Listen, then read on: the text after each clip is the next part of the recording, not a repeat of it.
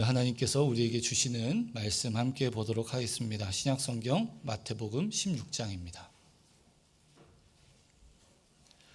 신약성경 마태복음 16장 13절부터 20절까지 말씀입니다.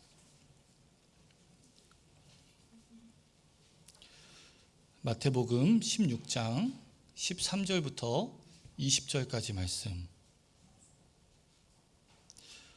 오늘 우리에게 주시는 이 하나님의 말씀 우리 한 목소리로 함께 읽도록 하겠습니다. 예수께서 빌립보 가이사랴 지방에 이르러 제자들에게 물어 이르시되 사람들이 인자를 누구라 하느냐? 이르되 더러는 세례 요한, 더러는 엘리야, 어떤 이는 예레미야나 선지자 중에 하나라 하더이다. 이르시되 너희는 나를 누구라 하느냐? 시몬 베드로가 대답하여 이르되 주는 그리스도시요 살아계신 하나님의 아들이시니이다.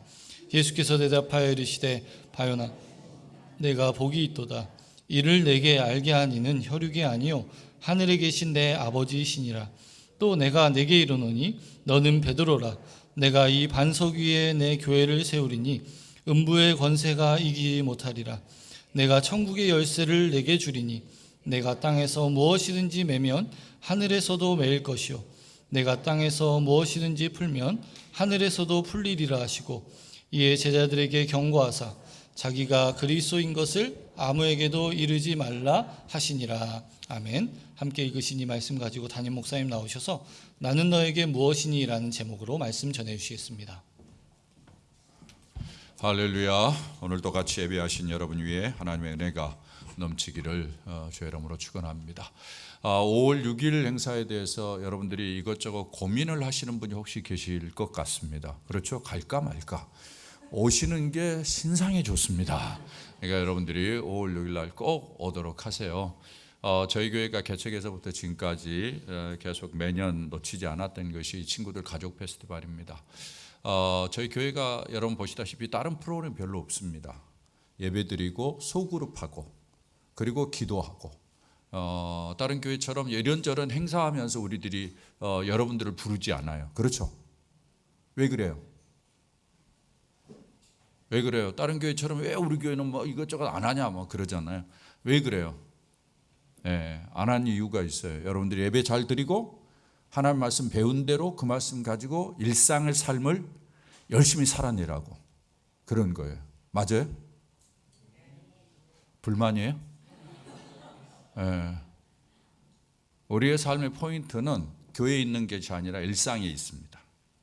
그렇죠? 교회에서 예배 잘하고 준비되어져서 일상을 잘 능력 있게 살아내고 어떤 어려움도 이겨내는 것이 우리 크리스찬의 삶의 모습이어야 돼요. 그러면서 좋은 모범을 보이는 게 그런데 목적이 있는 것이죠. 그게 이제 우리 크리스찬의 삶인데 그 일에 충성하도록 하기 위해서 사실은 제가 교회에서 여러 프로그램들을 잘 안 해요. 처음부터 그랬어요. 우리 교회는 물론 개척해가지고 모이지도 않았지만은 하여튼 열심히 그랬습니다. 그러나 꼭 했던 게 뭔가 하면은 이 친구들 가족 페스티벌이에요. 왜냐하면은 교회 공동체가 서로 흩어져서 예배를 드리는데 소그룹 외에 대그룹으로 모여볼 수 있는 유일한 기회가 딱 한 번, 이 정도는 있어야 되겠다라는 생각을 했어요. 물론 중그룹이 우리 형제 전도회 또 우리 자매 전도회 선교회 이런 중그룹도 있을 수 있어요. 그러나 전체가 한 번 모이는 시간은 좀 가졌으면 좋겠다 해서 친구들 가족 페스티벌을 계속했는데 여러분들이 좀 열심히 참여해 주시길 바랍니다. 일부 예배 드리는 분들도 우리가 얼굴을 모르잖아요. 또 같이 신앙생활에도 전혀 모르는 분들이 있어요. 그러면 안 되거든요. 여러분 마지막까지 여러분 곁에 있는 공동체는 뭡니까? 교회 공동체입니다. 잘 못 만날 거예요. 좀 지나면은 아마 전화도 잘 안 오죠. 우리 권사님만 대답하시네. 이게 전화도 잘 안 올 거예요. 아마 이게 인생이에요. 마지막까지 여러분 곁에 있을 사람들은 우리 교회 공동체입니다. 맞아요? 그러니까 저는 목사로서 많은 장례식을 가보는데 마지막까지 옆에 있는 분은 교회 공동체. 그러니까 여러분들이 교회 공동체를 우습게 여기면 안 됩니다. 마지막에 여러분의 가는 길을 여러분 옆에서 지켜줄 사람들이 교회 공동체. 그러니까 교회 공동체 좀 같이 친구도 만들고 열심히 좀 사귀도 이러면서 같이 좀 지냈으면 좋겠다 싶습니다. 이번에 우리 남선교에서 우리 형제선교에서 열심히 준비해 가지고 좀 더 다르게 잘해 보려고 아주 애를 많이 썼다고 그래요. 코로나 때문에 통 못했던 것들.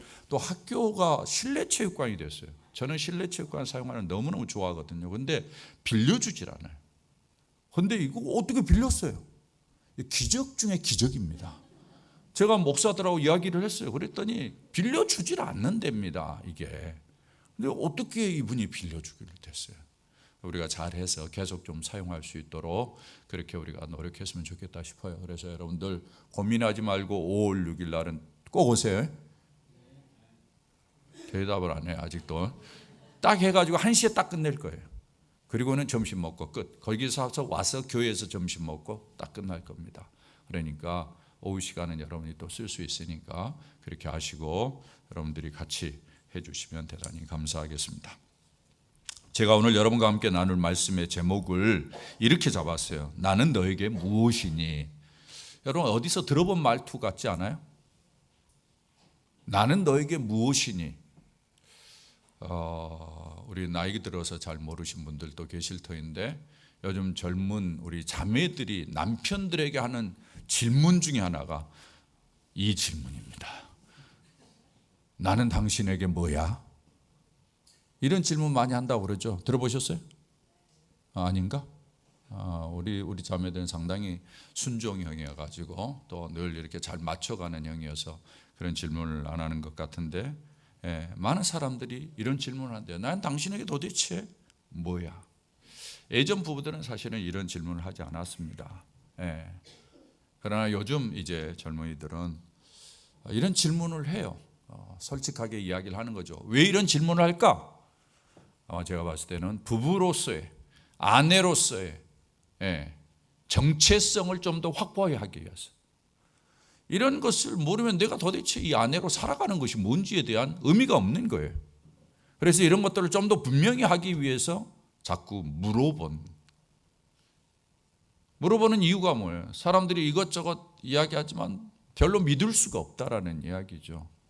남자들은 종종 그렇게 이야기하죠. 나는 말은 안 해도 속은 깊어 이렇게 이야기를 하잖아요. 그런데 어땠어요? 말을 안 한 것을 어떻게 믿을 수 있어요? 그리고 사람들이 겉으로 말을 화려하게 해도 속이 또 다른 사람도 있어요. 그리고 어떨 때는 말을 거칠게 하는 사람은 실제로 내면에도 마음도 그럴지도 몰라요. 그렇기 때문에 이런 것들을 믿지 못하는 겁니다. 그래서 한번 확인해 보고자 하는 것이 진짜 이 사람을 내가 신뢰할 수 있는가 끝까지 이런 면에서 질문을 하는 거거든요. 오늘 성경에 우리가 읽은 내용이 바로 이와 유사한 성격을 갖는 그러한 내용입니다. 예수님께서 제자들에게 묻는 질문이 있습니다. 너희는 나를 누구라고 하느냐? 라는 것입니다. 네가 도대체 나를 따라다녔는데 나를 쫓아서 나의 제자라고 이렇게 오는데 나에 대해서 너희들이 진짜 말할 수 있는 게 뭐냐? 고백할 수 있는 것이 뭐냐? 나를 어떻게 생각하니? 나는 도대체 뭐니? 이렇게 예수님이 묻는 거예요. 왜 이렇게 예수님이 물었을까? 아마 예수님께서 제자들에게 진짜 제자인지를 확인하고 싶었고 어떤 면에서는 그들이 진짜 나를 신뢰하고 따르는지 좀 더 정확하게 알고 싶었지 않았을까? 라는 생각이 듭니다. 그럴 수 있으라고 생각합니다. 그들과 오랫동안 같이 있었는데 대부분이 주님이 이야기를 하셨고 그들의 말을 잘 들어보지 못했어요. 그들이 예수님에 대해서 어떻게 생각하는지 잘 들어보지 못했어요. 그래서 그 이야기를 아마 듣고 싶었던 것 같습니다. 그러나 또 다른 의도도 있지 않았을까라는 생각이 들어요. 예수님께서 제자들과 함께 제자들을 불러서 같이 지내왔는데 세월이 좀 지났어요.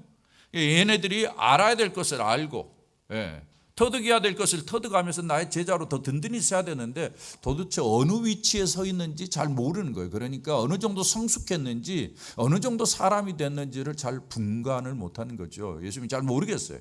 그래서 이들이 어느 정도 성장했는지를 좀 알고 싶어서 이들이 제대로 지금 이 길을 가고 있는지 좀 알고 싶어서 한번 확인해 보고 싶은 마음은 없었을까 이런 생각이 들어요.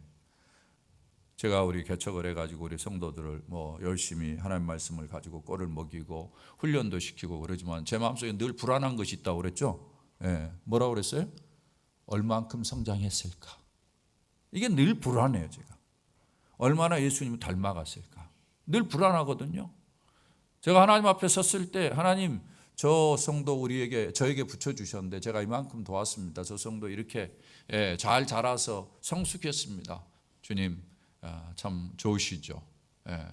이런 마음으로 내가 자랑할 수 있어야 될 터인데 우리 성도를 자랑할 수 있어요. 이게 목사의 숙제예요. 늘. 늘 그걸 가지고 하나님 앞에 씨름하면서 기도하는 거죠.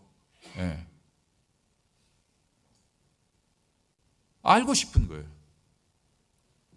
목사는 겉으로만 보잖아요. 내면을 알고 싶은 거예요. 그 이야기를 듣고 싶은 거예요.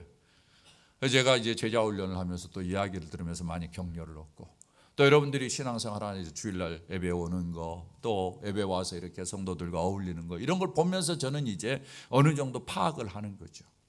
여러분들이 하나님 앞에 헌신하고 충성하는 이런 것들을 보면서 이제 그래도 저분이 어제보다는 나아졌구나. 1년 전보다, 2년 전보다 좀 더 이렇게 성장해 가는구나. 이런 것들을 가지고 이제 좀 위로를 얻죠. 아마 예수님도 그러지 않았을까라는 생각이 듭니다.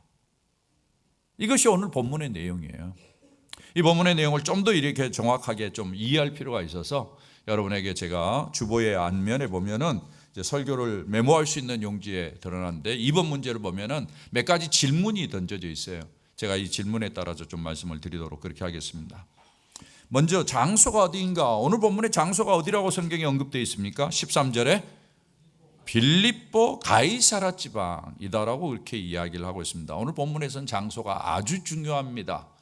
제가 여러분에게 몇 번 말씀을 드리면서 이 가이사라 빌립보 지방이 특별하다라는 이야기를 했는데, 예수님께서 왜 제자들을 여기까지 데리고 가셔서 말씀을 전했는가, 또 그들에게 대화를 유도했는가? 예수님은 주로 갈릴리 지방에서 일을 했는데 왜 여기까지 데리고 가셨는가? 이 가이사라 빌립보 지방의 위치가 상당히 중요합니다. 여러분이 제가 지도로 좀 더 위치를 정확하게 확인하기 위해서 준비했습니다. 여러분 보신 대로 여러분의 왼쪽 편이 지중해입니다. 오른쪽 편이 이제 이스라엘 땅인데요. 이스라엘 땅의 북쪽에서 이렇게 북쪽을 중심으로 그려놨어요. 제일 위에 있는 게 시리아입니다. 시리아 바로 넘어가면 오늘날 튀르키예죠. 터키. 그 위치고, 이 시리아 밑에 보면은 성경에서 자주 언급되는 헐몬산이 있습니다. 헐몬산에는 뭐가 있다고요?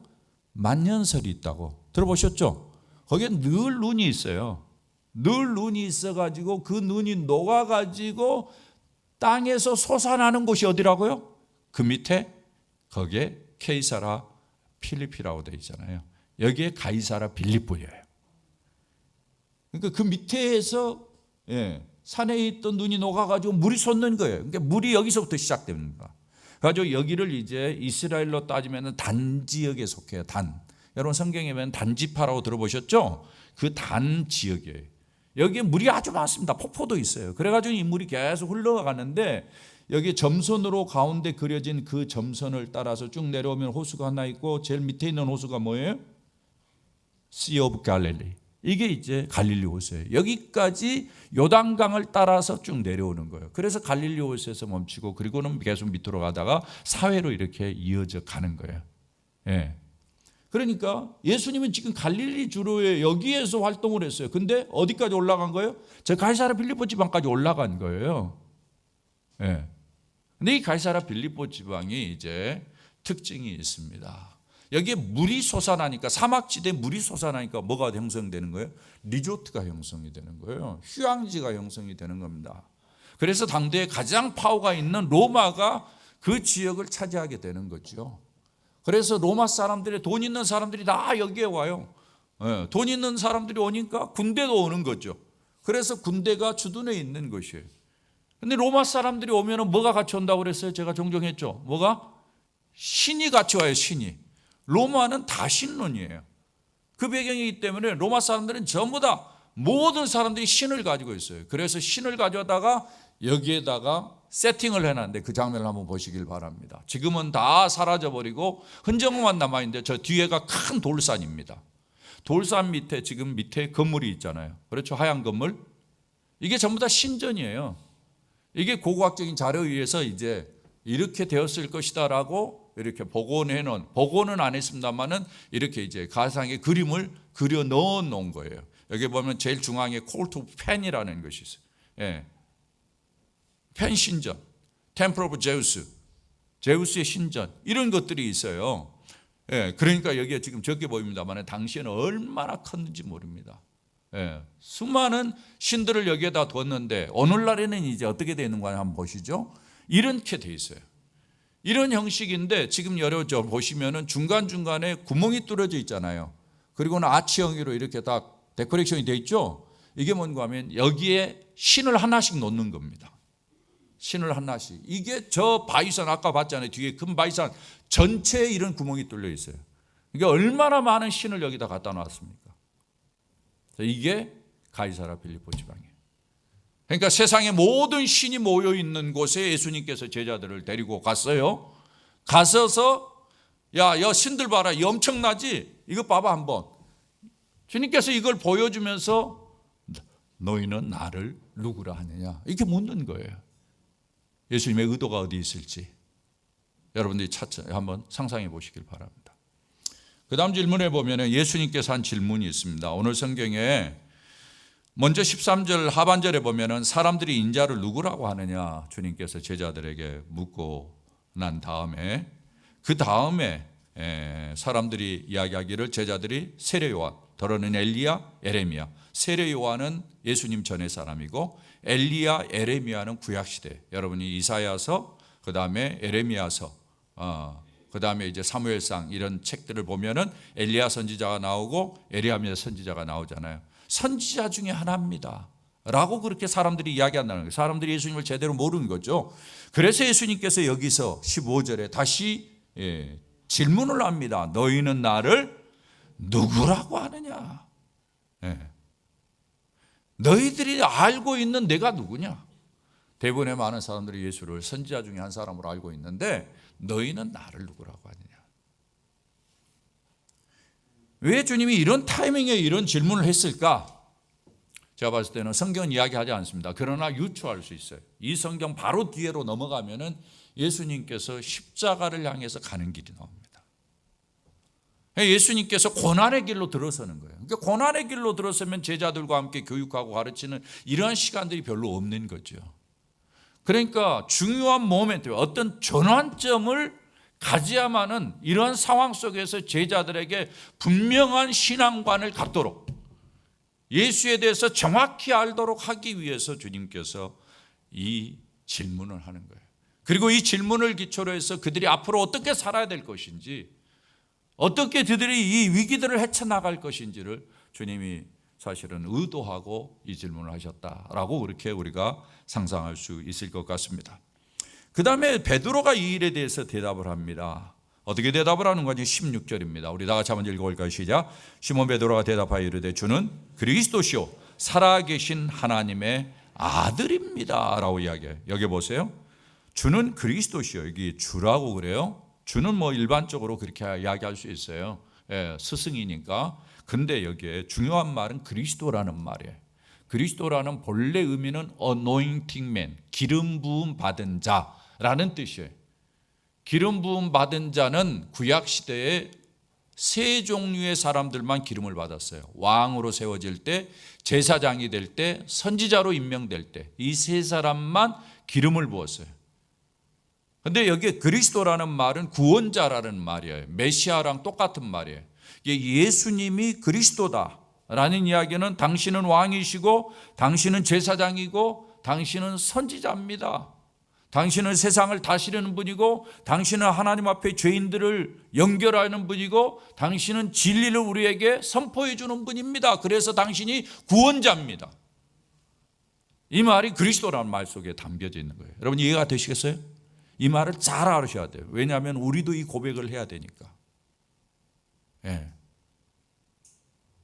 그러면서 당신은 살아계신 하나님의 아들입니다 라고 얘기해요.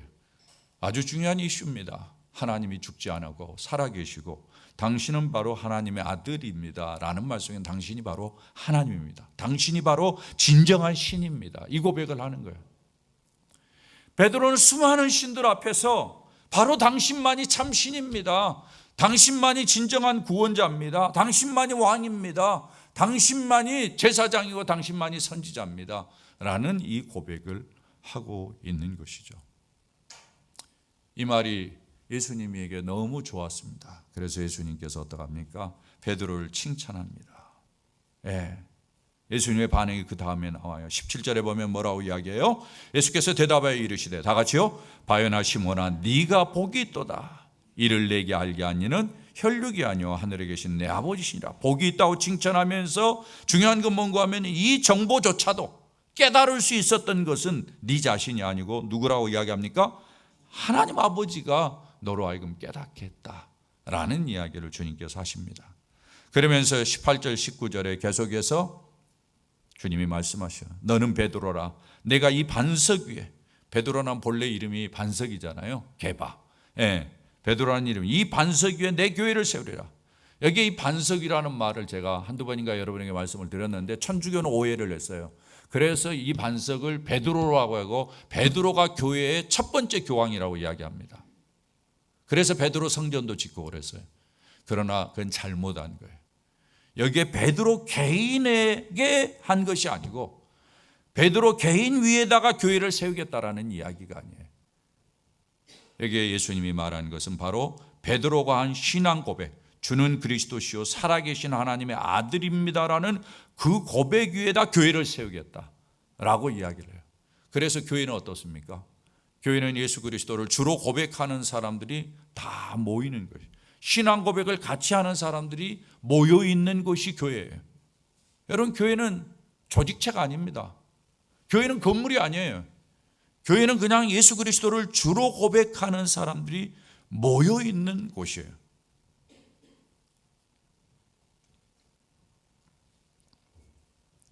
이것이 오늘 이제 예수님께서 제자들에게 베드로를 중심으로 해서 하신 이야기입니다. 이 내용을 보면 예수님께서 의도를 가지고 여기까지 오신 것을 알 수 있어요. 다른 신과 비교해서 자기를 드러내기 위해서. 그리고 이제 자기가 떠나가면 교회가 시작될 것을 이야기하시고 그 교회가 시작되면 어떻게 펼쳐진 것인가를 이야기하는 거예요. 음부의 권세가 이기지 못하고 천국 열쇠를 주어서 너희들이 모든 것들을 감당하는 그러한 축복을 내가 주겠다라는 약속의 말씀을 여기에 하고 있는 것입니다. 이 말씀을 통해서 예수님께서 제자들에게 진정 하고 싶었던 이야기가 무엇일까? 그리고 오늘 이 시대를 사는 우리들에게 하신 이야기가 뭘까? 먼저는 여러분이 3번 문제를 보면은 내용이 정리되어 있습니다. 한번 보시기를 바랍니다. 다 같이 한번 첫 번째 같이 읽어보도록 하겠습니다. 같이 읽습니다. 나는 너에게 무엇이니? 나에 대한 분명한 고백이 있어야 한단다. 중요한 이슈입니다. 나에 대한 분명한 고백, 신앙 고백이 있어야 한다. 주님께서 여기서 가르쳐주고 있는 것이죠. 사람들에게는 모두 다 신관이 있습니다. 다른 말로 표현하면 모든 사람들이 신학이 있죠. 사람들은 이야기합니다. 나는 무신론자인데 무신론자는 무신론이 신관입니다. 사실상 따지고 보면 신을 인정하지 않는 것이 그의 신학이죠. 모든 사람들은 그 신에 대한 주제를 중심으로 해서 신을 인정하느냐 인정하지 않느냐에 따라서 인생이 달라집니다. 무신론자의 인생이 달라지고 유신론자의 인생이 달라지고 이신론자의 인생이 달라져요. 이신론은 다 아시죠? 신이 세상을 만들긴 만들었는데 자연 법칙으로 돌아가도록 만들고 신은 떠나 있다. 이걸 이신론이라고 그래요. 범신론, 모든 사물이 신이다. 여러분이 인도를 중심으로 한 지역에 있는 신관이 그렇죠.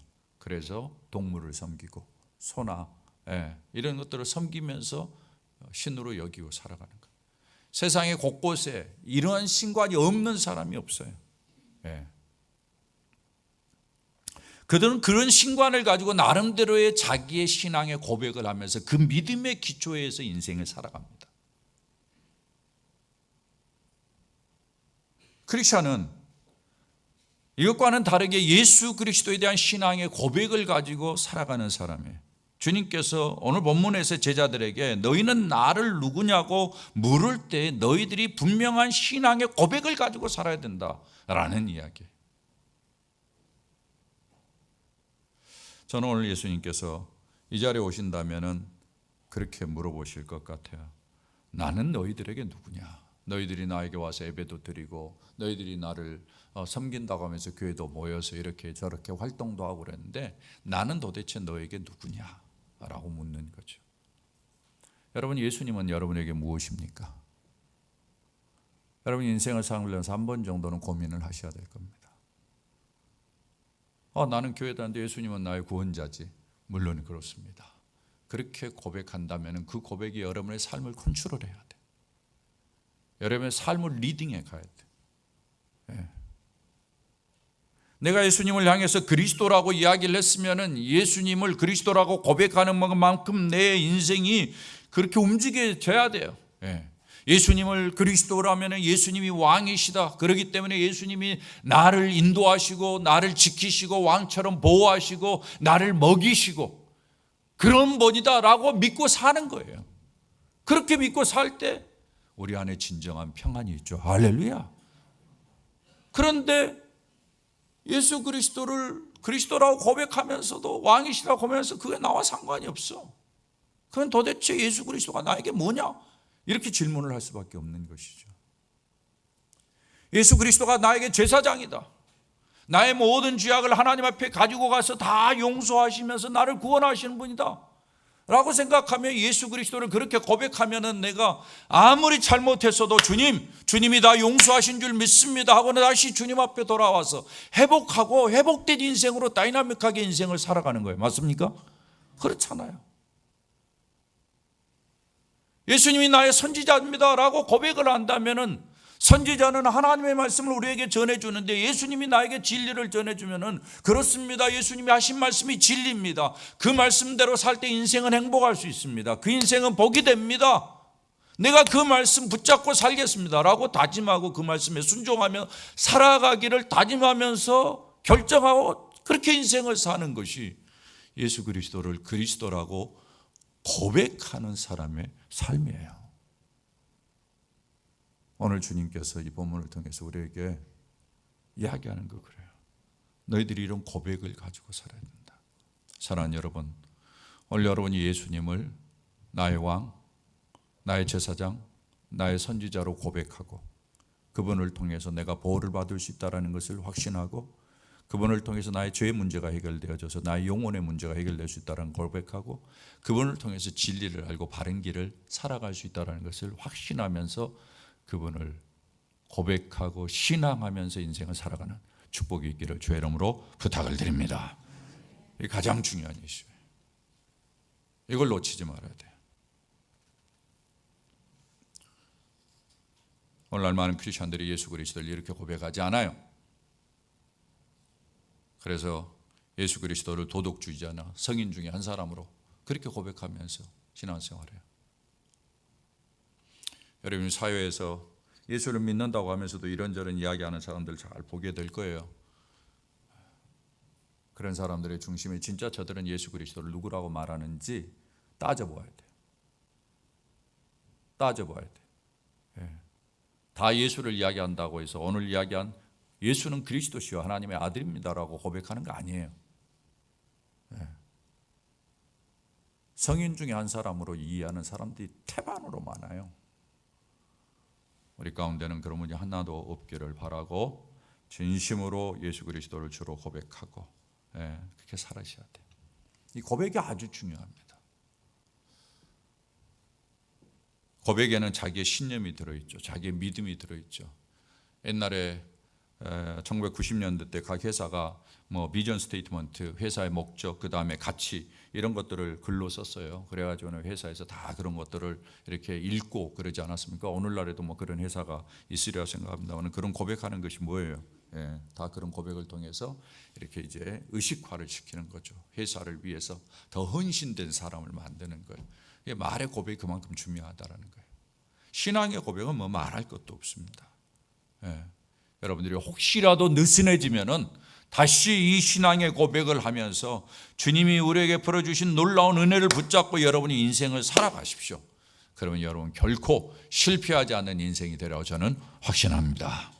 두 번째로 이 본문을 주시는 말씀이 있습니다. 두 번째 뭡니까? 다 같이 읽어봅니다. 시작. 바른 지식은 하나님께로부터 온단다. 예수님께서 베드로의 말을 듣고 베드로를 칭찬하는 말 가운데 하나가 무엇입니까? 이를 내게 알게 하니는 혈육이 아니라 뭐다? 하늘에 계신 내 아버지다. 하나님이 깨닫게. 여러분 그런 거 아세요? 내가 어떤 정보를 들었는데 나는 잘 이해가 안 돼. 근데 나중에 내가 이걸 잘 이해할 만한 그런 관심도 뭐 이런 것도 아닌데 이렇게 순간 이해가 돼. 이걸 깨달음이라고 그러죠. 뭐 우리는 순간 깨달아져. 이런 것이 있잖아요. 내가 배우고 터득한 것이 아닌 것 같은데 뭔가 밖에서 와가지고 내가 좀 깨달아져가지고 나에게 유익되는 그런 지식이 있어요. 오늘 예수님께서 하는 이야기가 그와 비슷한 거예요. 베드로의 배경으로 봐서는 이런 대답을 할 사람이 아니야. 베드로는 별로 배운 게 없거든요. 베드로가 얼마나 구약을 알았을지 확신할 수 없거든요. 지금 이 상태에서는. 근데 베드로가 이 대답을 해요. 멋있는 대답이잖아요. 주는 그리스도시요. 그리스도라는 말도 알고 그리스도가 구약에서 말하는 왕과 제사장과 선지자와 연결되는 것도 알고 이러면서 이야기를 한 거예요. 그러니까 뭐요? 갑자기 그에게 이게 깨달아진 거죠. 이 지식을 누가 줬느냐? 하나님이 그렇게 했다라는 거예요. 사실 이 땅에 사는 우리도 마찬가지죠. 우리가 하나님을 알 수 없어요. 여러분 한번 생각해 보십시오. 여러분이 자라오면서 진짜 내가 어떻게 하나님을 알게 되었는가? 여러분이 배워서 하나요? 아니죠. 하나님이 나를 찾아오셔서 이해가 되도록 만들었어요. 깨달게 되도록 그렇게 만들었어요. 우리는 진리를 알 수 없습니다, 본래. 그래서 진리 대신 하나님이 우리에게 진리를 보여주기 위해서 제가 두 가지를 하나님께서 드러내봤다고. 하나는 자연, 하나는 성경. 우리 장로님 기도했습니다만 자연을 통해서 하나님을 보는 거예요, 우리가. 자연을 통해서 하나님의 멋있는 것을 보는. 저는 사람들을 볼 때마다 하나님이 얼마나 멋있는가 이런 생각들을 많이 하게 돼요. 성경을 보면서 하나님을 보는 거죠. 하나님께서 주신 이 진리를 내가 깨닫고 알 수 있다는 것이 얼마나 큰 은혜인지. 여러분이 이렇게 성경을 깨닫고 이해가 되고 제가 이야기하는 것마다 이해가 되고 그것이 그렇겠구나 이렇게 받아들여지는 것 자체가 누가 그렇게 하셨다고요? 하나님이 그렇게. 여러분 그렇게 믿습니까? 저는 믿습니다. 왜냐하면 저는 그렇게 영특한 사람이 아니거든요. 하나님이 깨닫게 해주셨어요. 이 이야기를 지금 하고 있는 거예요. 세 번째로 또 강조하는 것이 있습니다. 다 같이 읽어봅니다. 너는 나를 드러내는 몸이란다. 주님께서 여기에서 뭐라고 이야기합니까? 18절에 너는 베드로라 내가 이 반석 위에 뭐라고 이야기해요? 내 교회를 세우리니 내 교회를 세우겠다고 그래요. 베드로의 신앙 고백을 기초해 가지고 교회를 세우는데 아까 이야기한 것처럼 신앙 고백을 하는 사람들이 교회 구성원이에요. 그 구성원들이 같이 모여 있는데 그 교회를 주님께서는 나중에 뭐라고 이야기합니까? 몸이라고 이야기해요. 그럼 뭐예요? 교회 구성원이 전부 다 누구예요? 예수 그리스도의 몸을 구성하는 사람들이에요. 그러면 교회 구성원이 내가 누구예요? 예수 그리스도의 몸을 드러내는 사람이에요. 나같이 부자끝없는 죄인들, 나같이 연약한 죄인을 주님이 예수 그리스도와 동일한 자로 여겨준다는 것이 얼마나 놀라운 은혜인가 라는 생각을 하게 되고요. 또 한편으로는 내가 이 땅을 살면서 예수 그리스도를 드러내는 그러한 인생을 살아야 되겠다. 한편으로는 영광이고 한편으로는 좀 부담이 있죠. 이 이야기를 주님이 하고 있는 거예요. 우리가 인생을 살면서 그렇구나. 나는 예수님을 드러내는 사람이구나. 사람들이 나를 통해서 예수님을 보는구나. 내가 예수님을 드러낼 수 있는 이 영광스러운 자리에 있구나. 이게 축복입니다. 사실은 우리에게 부담이 되는 것이 축복이죠. 저는 그런 면에서 얼마나 감사한지 몰라요. 나같이 모르는 부족한 자가 예수님 닮아가면서 예수님의 생각에 맞추고 하나님의 진리를 깨달아가면서 내가 이 땅을 사는 동안에 사람들이 잘 알지 못하는 영적인 세계를 이야기할 수 있고, 내가 그 세계를 따라서 삶으로 말미암아 내 삶이 변화되고 내 인생이 변화되고 가치관이 바뀌고 삶의 태도와 자세가 다 바뀌고, 그런 면에서 다른 사람들에게 진리가 이거야 이야기를 할 때 그 사람들이 변화되고 바뀌고 또 그 사람들의 인생들도 바뀌고, 이런 일에 내가 쓰임받을 수 있다는 것이 얼마나 큰 영광인가라는 생각이 듭니다. 그렇지 않습니까, 여러분? 예. 오늘 주님께서 이 본문을 통해서 야, 너는 나를 드러내는 몸이야. 내가 나를 드러내는 사람으로 불렀어. 주님께서 이야기를 하는 거예요. 여러분 그렇게 믿으시기를 바랍니다. 예. 그 다음 보십시오. 뭐라고 이야기합니까? 사탄의 세력이 너를 결코 이길 수 없단다 라고 이야기하는 거예요. 예. 음부의 권세가 이기지 못하다. 음부가 너를 이기지 못한다. 예. 여기 음부의 권세는 사탄을 이야기합니다.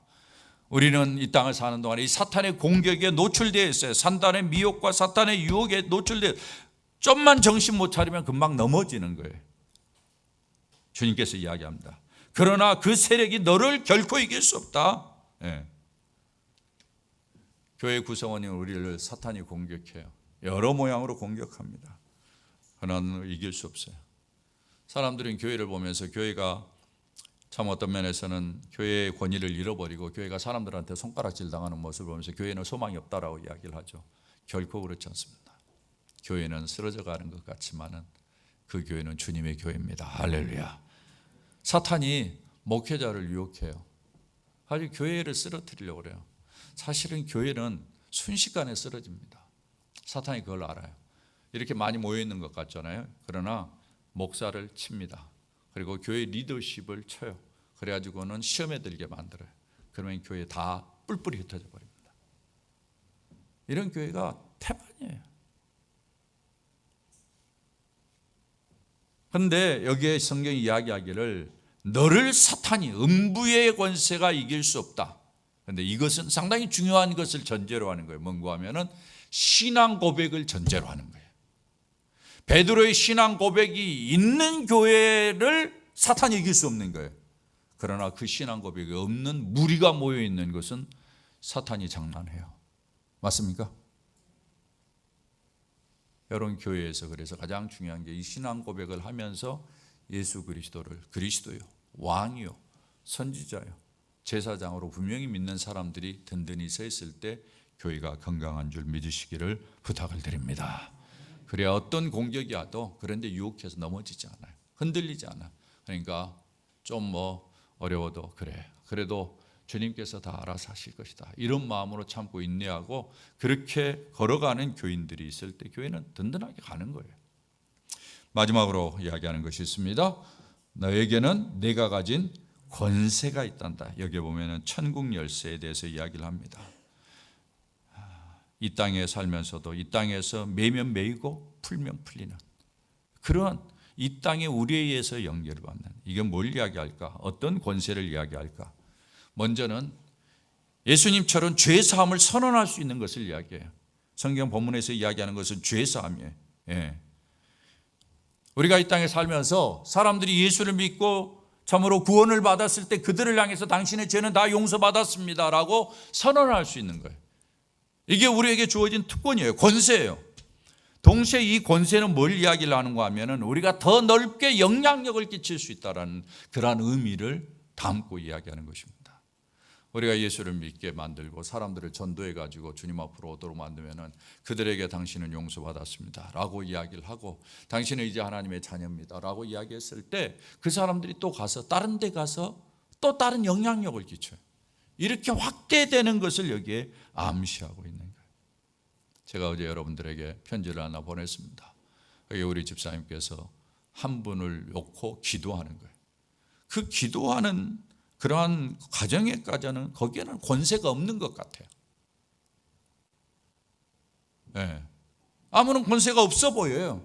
크리스천들이 어떤 면에서는 좀 이렇게 비굴하게 느껴질 정도로 좀 어떤 면 전도하기 위해서 내가 아부하는 것과 같은 그런 느낌이 가질 때도 있어요. 그러나 위기를 당했을 때, 그 사람이 위기를 당했을 때 기도해 줄 수 있는 것은 또 다른 권세가 되는 거예요.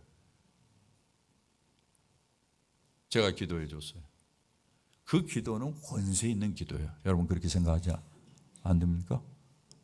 그 권세 있는 기도예요.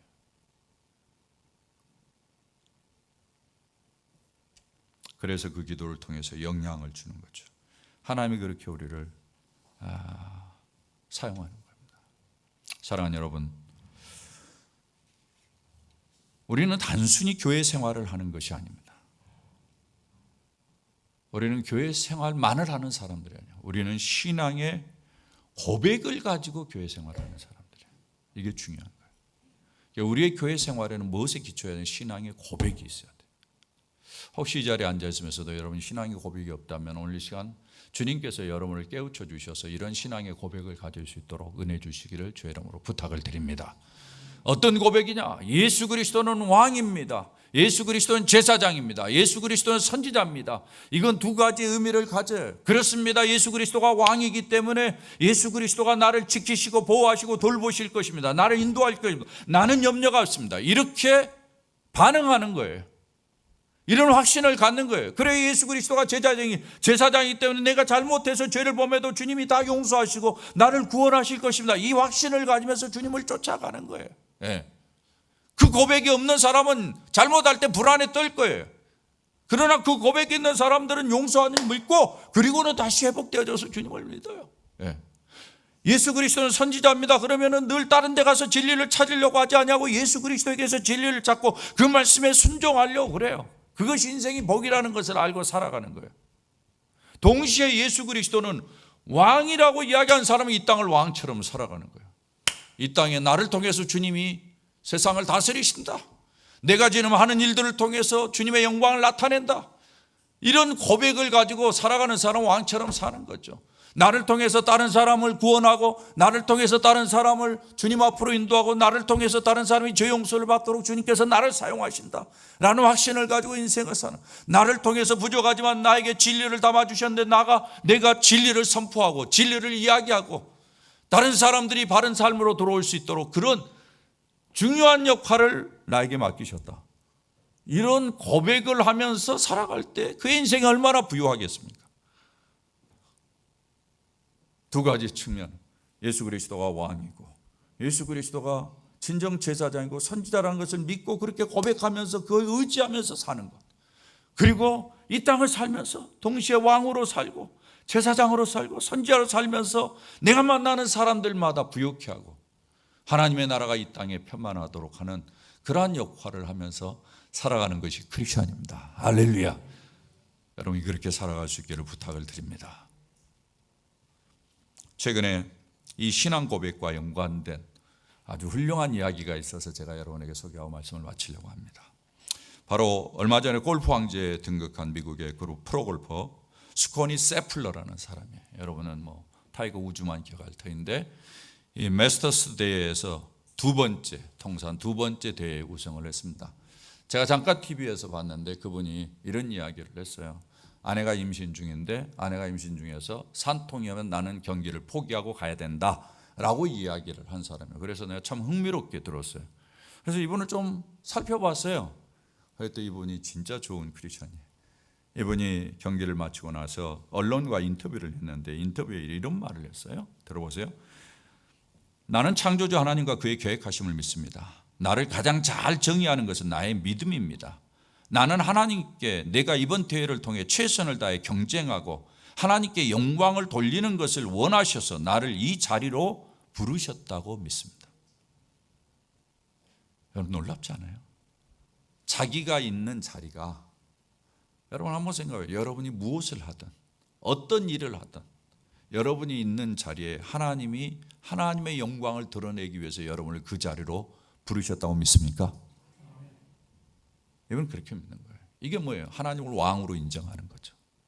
예수 그리스도를 왕으로 인정하는 거예요. 그 고백 때문에 이 고백이 가능한 거예요. 분명한 신앙 고백이 이가 비록 골프의 필드에 있지만은 필드 안에서 무엇을 해야 될지를 깨닫게 했어요. 사랑하는 여러분, 여러분의 삶의 현장에서 하나님의 영광을 위해서 살 수 있는 가치를 갖고 그 소명을 가지고 하나님이 나를 이곳에 부르셨다라는 확신을 갖고 살아가는 여러분 되시기를 부탁을 드립니다. 내가 하나님 안에서 영원히 안전하다는 것을 아는 것은 굉장히 특별한 기분입니다. 경기를 이기든 지든 상관없습니다. 내 정체성은 하나님 안에서 영원히 안전하기 때문입니다. 여러분 인생을 살면서 무엇이 여러분을 안전하게 합니까? 이 사람은 경기 이기든 지든 그것에 따라서 감정이 업앤다운하는 사람이 아니었습니다. 이 사람의 진정한 마음의 평안과 안전을 가져다 주는 것은 하나님이었다는 것을 이야기하는 거죠. 하나님이 왕인 것을 믿기 때문에 이 사람은 이렇게 말하는 거예요. 보세요. 내가 골프를 치는 이유는 오로지 하나님께 영광을 돌리기 위해서입니다. 나에게서 내 정체성은 골프 스코어가 아닙니다. 내가 이기든 지기든 변함없이 나를 사랑하시는 예수님이 계시기에 내가 하는 모든 것은 하나님께 영광을 돌리는 것입니다. 그것이 내가 여기 있는 이유이며 이 위치에 있는 이유입니다. 할렐루야. 저는 이 말을 들으면서 할렐루야, 그렇다, 이런 생각이 들더라고요. 이 사람만이겠습니까? 이 사람이 있는 예수 그리스도 하나님, 우리도 그 예수 그리스도 하나님을 믿는 줄 믿습니다. 우리의 고백을 통해서 여러분이 하는 일 속에 이러한 가치가 있기를 바라고, 여러분이 하는 일을 통해서 하나님께 영광을 드러내는 이러한 비전이 있기를 바라고, 여러분이 어떤 형편에 있든지 간에 이러한 소망을 가지고 기대를 가지고 일한다면, 여러분들이 인생을 살아간다면 우리는 훌륭한 인생, 참 멋있는 인생, 영향력을 끼치는 인생 살아갈 수 있으리라 저는 확신합니다. 이런